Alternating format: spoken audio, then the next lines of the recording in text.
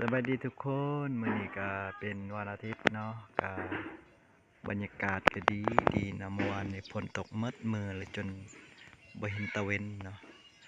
จนบ่ฮู้ว่ามันค่ำยามใดฮู้แต่ว่ามันมืดแล้วมันค่ำเลยเนาะเพราะฝนตกหมดมื้อเมื่อวานอันนี้ก็บรรยากาศในตอนเช้าของวันอาทิตย์นะอันนี้ก็เป็นชุมชนหนึ่งของหมู่บ้านแก่งไส่น้อยเนาะก็อยู่ในดานหินนะ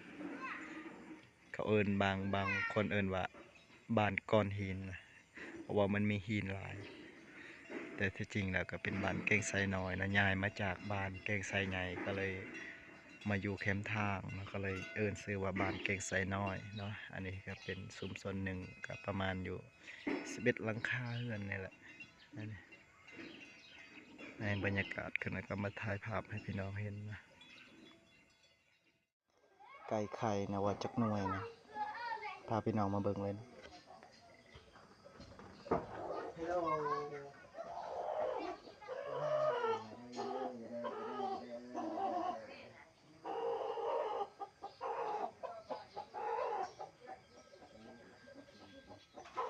กินกบเนาะเอามาลุ้นกันว่า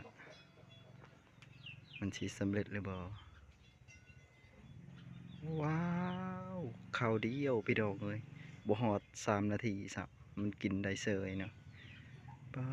เก่งเนาะไอ้ลาเนาะเก่งหลายเป็นได้อิ่มบ่โอ้โหเรียบร้อยพี่น้อง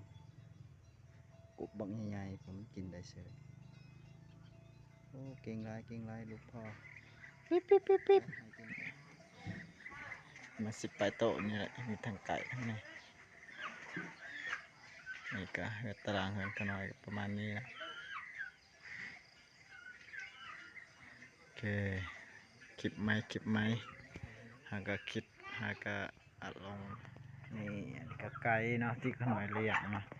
เป็ดมันมีตัวขาวนี่ก็มีทั้งตัวด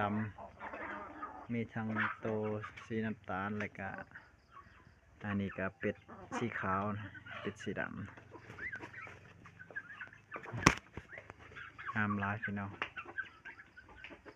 ขน้อยหาก็มาทดลองเลี้ยง